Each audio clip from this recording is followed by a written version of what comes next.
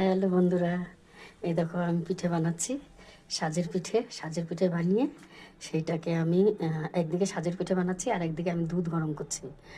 দুধটা ফুটবে, ফোটার পরে আমি ওটার মধ্যে এলাচ গুঁড়ো করে দেব, দিয়ে ওইটার মধ্যে তোমার ওই সাজের পিঠাটা বানিয়ে ওর মধ্যে ছেড়ে দেবো, দিয়ে খেজুরের গুড়, পাটালি গুড় আর চিনি দিয়ে তারপরে ওটা আর ভালো করে ফুটবে, মানে পিঠেগুলো সেদ্ধ হয়ে যাবে, ভালো করে নরম হবে। তখন আমাকে কাজু বাদাম কিশমিশ দিয়ে তারপরে ওর মধ্যে একটু ঘি দিয়ে তারপরে নামিয়ে দেবো, তারপরে সবাইকে পরিবেশন করা হবো। এই দেখো আমি সাজের পিঠে বানাচ্ছি।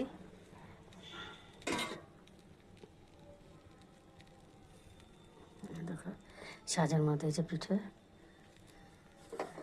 আর এই যে বানিয়ে রেখেছি, এই যে এরকম গোল গোল হবে দিয়ে, আর এই দেখো দুধ গরম করে এর মধ্যে, এই যে দুধ গরম ফুটিয়ে এর মধ্যে এলাচ, তারপরে তোমার খেজুরের গুড় আর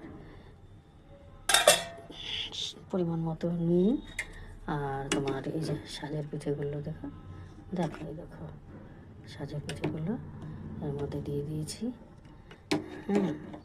এবার এটা এই করে আমি ঘি দেবো, ঘি দিয়ে তারপরে নামিয়ে দেবো। হ্যালো বন্ধুরা, এই দেখো আমি পিঠে বানাচ্ছি। সাজের পিঠে বানিয়ে সেইটাকে আমি একদিকে সাজের পিঠে বানাচ্ছি আর একদিকে আমি দুধ গরম করছি।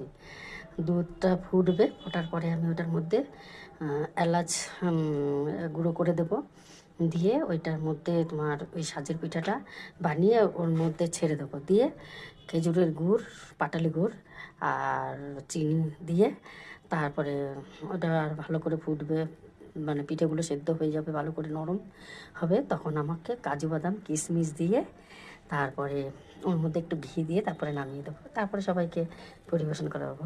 এই দেখো আমি সাজের পিঠে বানাচ্ছি।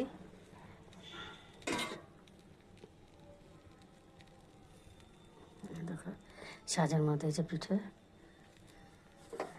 আর এই যে বানিয়ে রেখেছি, এই যে এরকম গোল গোল হবে দিয়ে, আর এই দেখো দুধ গরম করে এর মধ্যে, এই যে দুধ গরম ফুটিয়ে এর মধ্যে এলাচ, তারপরে তোমার খেজুরের গুড় আর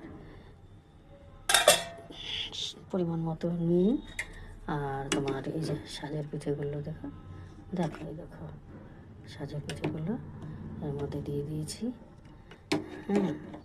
এবার এটা এই করে আমি ঘি দেবো, ঘি দিয়ে তারপরে নামিয়ে দেবো।